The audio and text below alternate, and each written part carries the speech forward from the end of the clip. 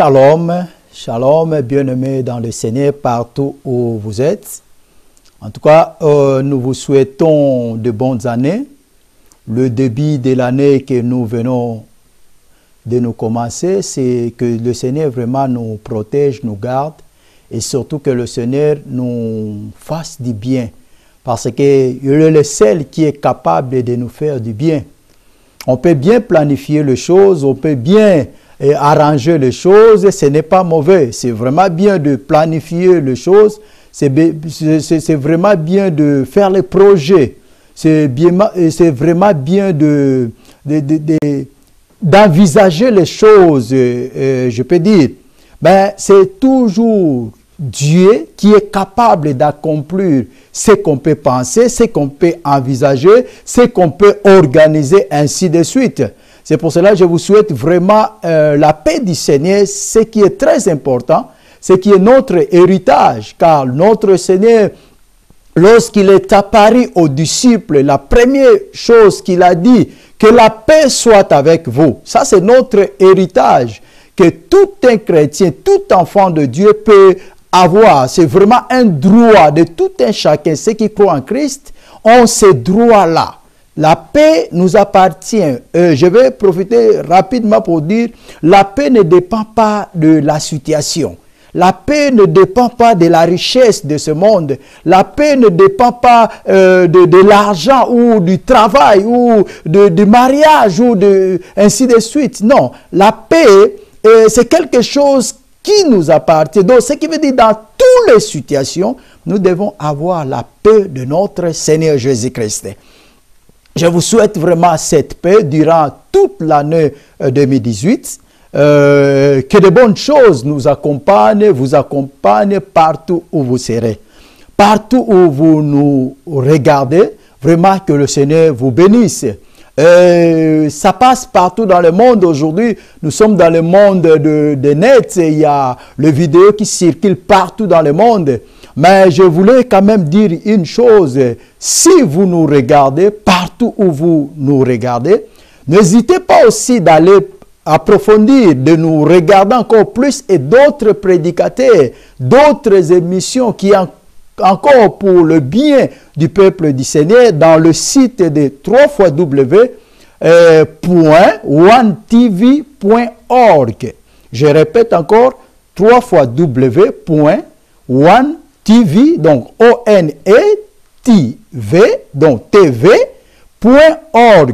Là, nous sommes encore plus, il y a plus de vidéos que vous allez regarder pour l'édification, consolation, ainsi de suite. Que le Seigneur vous bénisse vraiment. Je me présente et je suis l'ancien Jean de Dieu Povelo. Donc, je fais cette émission, je suis prédicateur de la bonne nouvelle. Je fais cette émission vraiment qui s'intitule, le titre de l'émission, c'est La vie nouvelle ou Une vie nouvelle. Donc, vraiment comme le titre le dit, vie nouvelle. Parce que, n'oubliez pas, la Bible dit dans le livre de 2 Corinthiens, chapitre 5, verset 17, nous pouvons le lire, comme ça, ça sera encore une bénédiction pour nous. Donc, je suis dans le livre de 2 Corinthiens 5, 17. Comme ça, nous allons rapidement éclaircir le but de notre mission ou le but de notre exhortation, appelé comme vous voulez, mais l'important, c'est vraiment arriver à ce but-là. La Bible dit ceci dans le livre de 2 Corinthiens, chapitre 5 et verset 17. La Bible dit, si quelqu'un est en Christ, il est une nouvelle créature. Les choses anciennes sont passées, voici toutes choses sont devenues nouvelles. Donc, ce passage, c'est vraiment le titre de notre émission, une vie nouvelle. Donc, si quelqu'un est en Christ, la Bible dit bien, là, il faut bien préciser, si quelqu'un est en Christ. Donc, c'est conditionnel, ce qui suit, parce qu'il commence la phrase pour dire, si quelqu'un est en Christ, il est devenu une nouvelle créature. Donc, pour devenir une nouvelle créature, il faut d'abord être en Christ. Donc, je suis en train d'expliquer le but de notre émission. Donc, pourquoi nous parlons de la vie nouvelle? Pourquoi nous parlons de ça? Par l'œuvre du Saint-Esprit, nous allons vraiment plus approfondir et entrer dans les profondeurs. La Bible dit, si quelqu'un est en Christ. La Bible ne dit pas, si quelqu'un va à l'église. Là, on va vraiment bien éclaircir par l'aide du Saint-Esprit. Parce qu'il y a tant de confusion par rapport à ces passages. Lorsque beaucoup lisent ces passages, ils prennent vraiment cela en dehors de ces passages. Si quelqu'un est en Christ, donc cela ne veut pas dire que si quelqu'un va à l'église, non. Cela ne veut pas dire que si quelqu'un prie, non. Cela ne veut pas dire que si quelqu'un gêne, non. Donc, si quelqu'un est en Christ, donc tout ce que je viens de dire, ça fait partie lorsqu'on est en Christ. Mais le grand problème, c'est que nous ignorons que dans le monde des ténèbres, les gens prient aussi. Les gens adorent aussi. Ça, beaucoup de chrétiens ne le savent pas. Que dans le monde des ténèbres, les gens adorent aussi. Ils adorent leur maître. Ils adorent les ténèbres. Ils prient les ténèbres. Ils appartiennent aux ténèbres.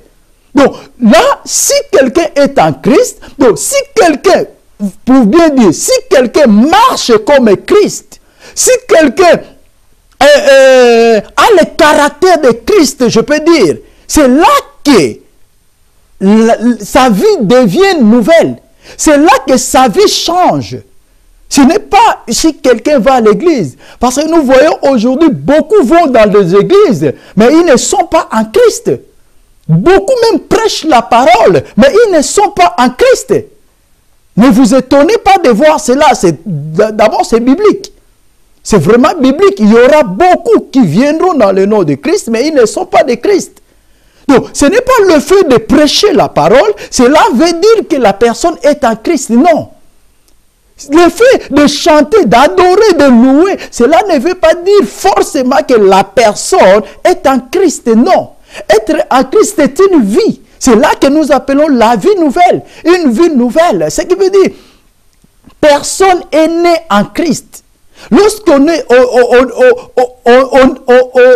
on était des enfants, ou lorsqu'on est né dans ce monde, on ne naît pas en Christ. On est comme tout le monde.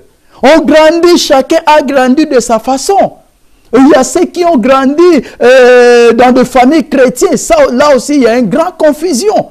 Parce que beaucoup pensent qu'il prend même des exemples. Par exemple, l'enfant de lion, c'est un lion. Ou l'enfant d'un pasteur, c'est un pasteur. Non, non, non, non. Non, dans les choses du Seigneur, ce n'est pas ça. Dans les choses du Seigneur, c'est le choix individuel. Individuel, c'est pour cela la Bible parle même dans le temps de l'enlèvement, il y aura deux personnes au même lieu, mais l'autre monte et l'autre reste. Donc, dans les choses de Dieu, il n'y a pas de choses collectives, c'est des choses individuelles. Tu peux naître dans une famille chrétienne, et comme moi, je peux dire, moi, mon exemple, je suis né dans une famille chrétienne. On partait aussi à l'église, mais c'était par rapport à l'influence de ma mère et de mes sœurs. Et des fois, je refusais, bon, des fois, on était presque obligé d'aller. Mais tout ce temps-là, je n'étais pas en Christ. Non, je n'étais pas en Christ. Jusqu'à un point que j'avais pris cette décision-là. Lorsque Christ m'a rencontré, et j'ai pris cette décision-là de faire partie du corps de Christ. Donc c'est quelque chose d'individuel, ne nous trompons pas. Que moi je suis l'enfant d'un pasteur, je suis né dans une famille chrétienne, cela veut dire forcément que je suis en Christ. Non. Oh, bon, moi je suis baptisé, ça c'est le pas vers Christ, mais cela ne signifie pas forcément que celui-là est en Christ. Parce que nous avons vu, beaucoup sont baptisés, mais après, ils sont retournés dans le monde. Beaucoup ont même continué, prêchent la parole avec puissance. Mais malheureusement, ils ne prêchent pas le Christ vivant que nous connaissons. Ils ont l'air Dieu. Ils adorent le ténèbre. Donc, juste, on est en train d'introduire le but que nous allons développer après. Donc, une vie nouvelle, c'est une vie qui doit être vraiment nouvelle, comme la parole les appelle. Ce n'est pas encore la vie ancienne. Parce que la Bible dit, les choses anciennes sont passées. Donc, l'ancienne vie est passée totalement. Donc, ça ne doit plus apparaître. Je vais juste rapidement donner l'exemple de Paul, qui était Saoul. Beaucoup même de chrétiens, là encore j'ouvre une parenthèse, beaucoup de chrétiens lorsqu'ils se convertissent, ils changent le nom. Oui, ce n'est pas mauvais. Moi je dis toujours ce n'est pas mauvais, c'est bien. Mais ne pensez pas que le fait de changer le nom, c'est là te fait partir. Ou bien le fait de changer le nom, tu appartiens automatiquement à Christ. Non, non. C'est un caractère, c'est une vie. Ici on parle d'une vie.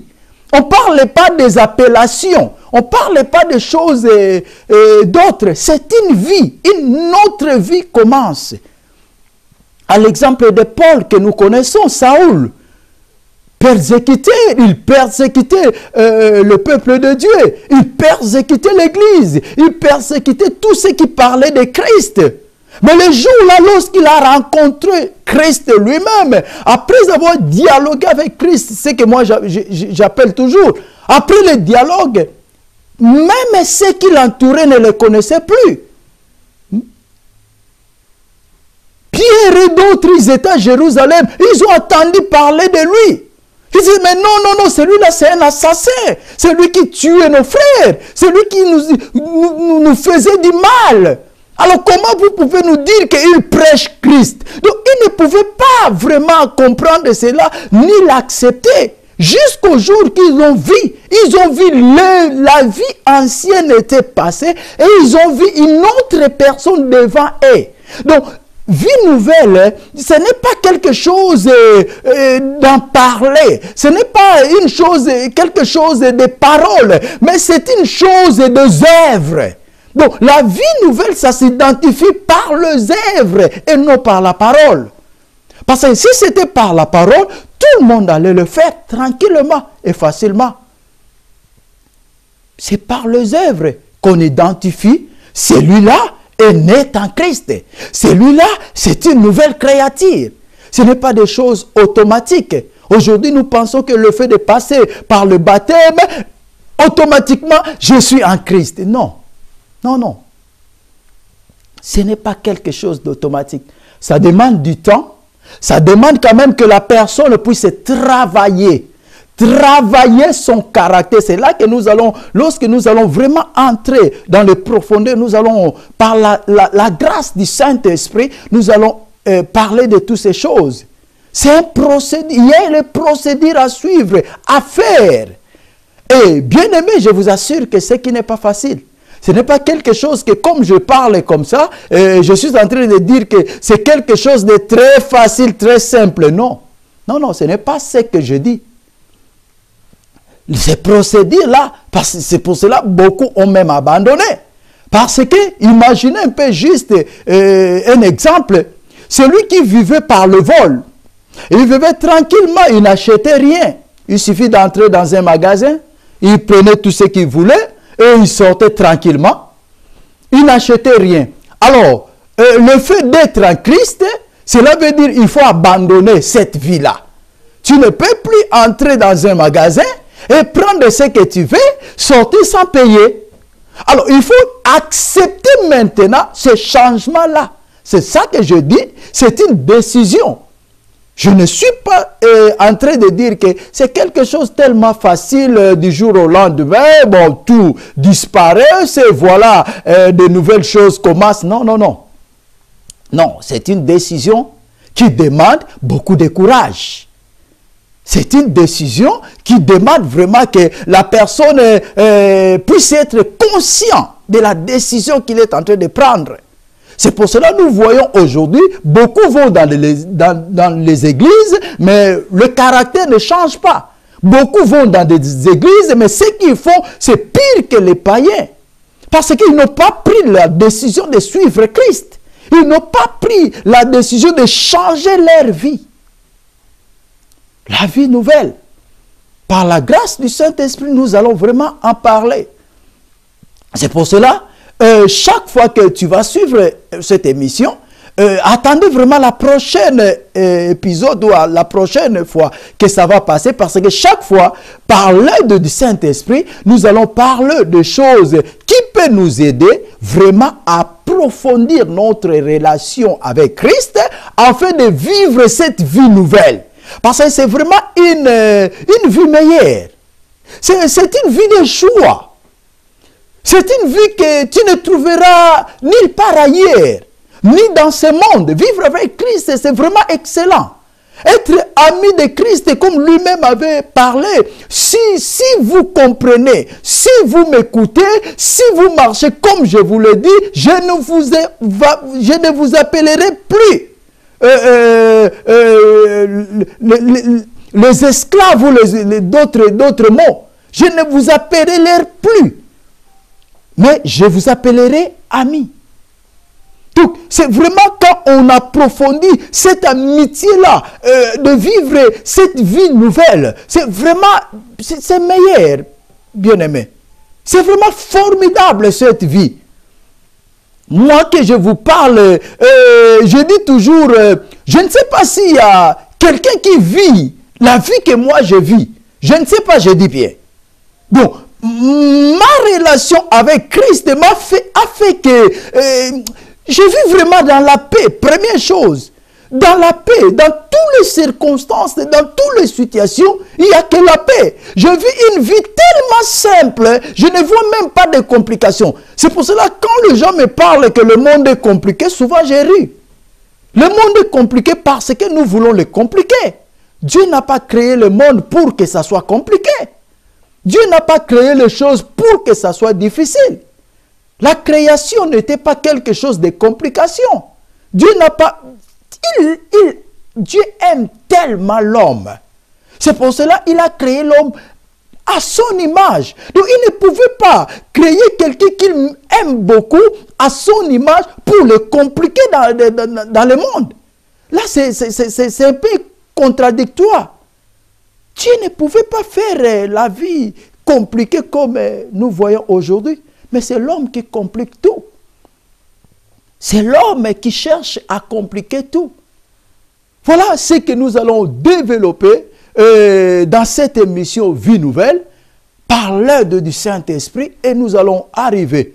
Je répète encore une fois par rapport, excusez-moi de le répéter plusieurs fois peut-être, par tous les moyens que vous nous suivez, YouTube, d'autres, n'oubliez pas, pour nous voir encore plus, revoir encore plus les choses par rapport à nos émissions, il suffit de taper juste 3 fois www.onetv.org.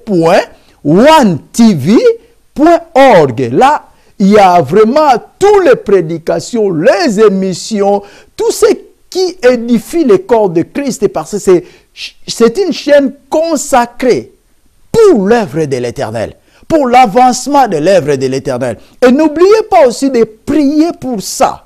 Parce que nous savons bien, notre ennemi n'aime pas que le peuple de Dieu puisse s'ouvrir, puisse comprendre des choses. Il attaque par tous les moyens, il cherche à déstabiliser tant de choses.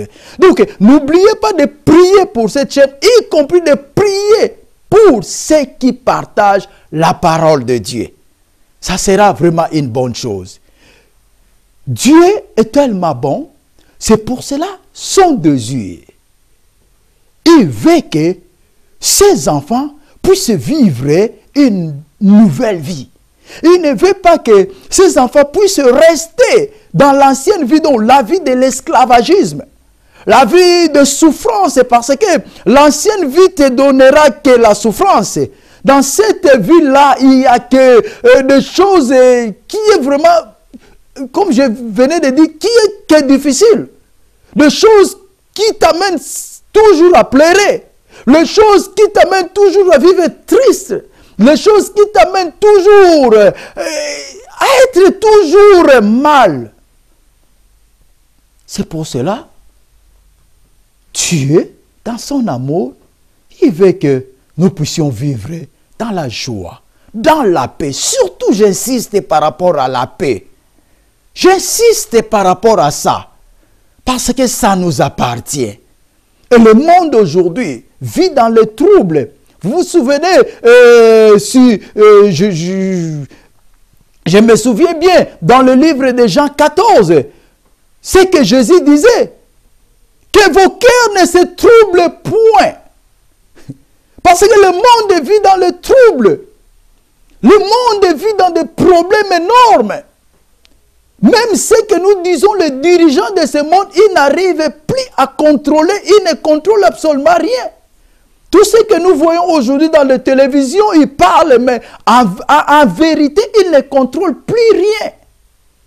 Parce qu'il y a le trouble partout. Il n'y a personne qui est capable de dire que nous avons le contrôle de ce monde. Même lui, le diable, ne contrôle plus ce monde. Que la paix, que vos cœurs ne se troublent point. Croyez en moi, en Dieu, et croyez en moi. C'est ça la vie nouvelle.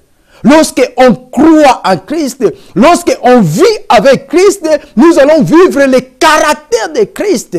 Nous allons être comme lui. Il y a quelqu'un, une fois, il m'a dit, c'est impossible d'être comme Christ. Non, c'est possible.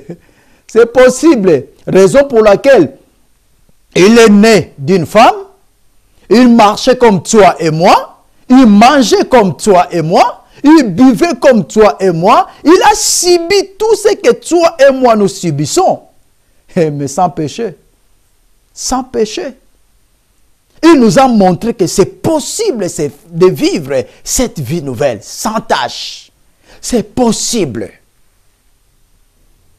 de vivre la sainteté. Parce que tout cela fait partie de la vie nouvelle. Vivre la sainteté, vivre sans péché, vivre, marcher dans la paix, vivre la vie de Christ.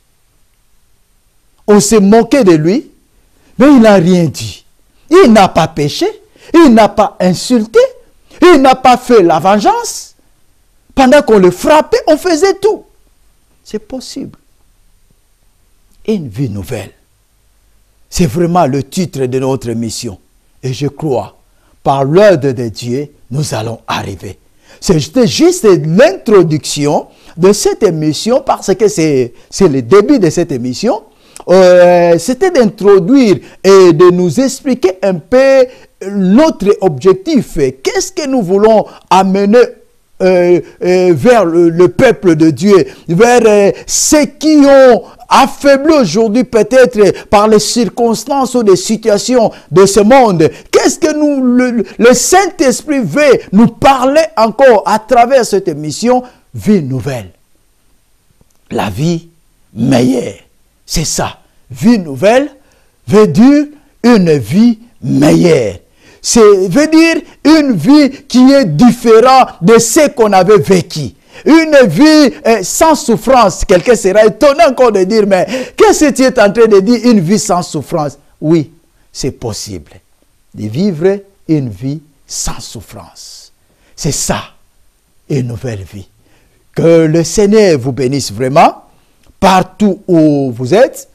Je répète encore cela par cette introduction, que la paix du Seigneur, la paix du Très-Haut, la paix qui surpasse le montagne, la paix qui surpasse l'intelligence humaine, la paix qui surpasse les capacités humaines, soit avec vous. Restez dans la paix et n'hésitez pas de nous suivre dans le parti qui vient. Là, nous allons entrer maintenant dans le détail de la vie nouvelle. Et surtout, nous allons commencer à traiter le sous-thème. C'est là que nous allons parler de chaque chose par rapport à notre développement pour atteindre le but de notre mission, vie nouvelle. Donc, nous allons vraiment entrer dans le détail, parler de ce qui bloque, parler des conséquences d'être l'enfant spirituel, parler de tant de choses comme le Saint-Esprit nous dirigera, et parler de l'avantage lorsque on vit cette vie nouvelle. Quels sont les avantages? Nous allons parler de tout cela lorsque nous allons entrer dans les détails dans les prochaines émissions. Que le Seigneur vous bénisse, que le Seigneur vous comble de la sagesse divine, la sagesse, l'intelligence qui vient de lui, et que la paix du Très-Haut soit dans vos maisons et partout où vous passerez. Dans le nom de notre Seigneur Jésus-Christ. Amen.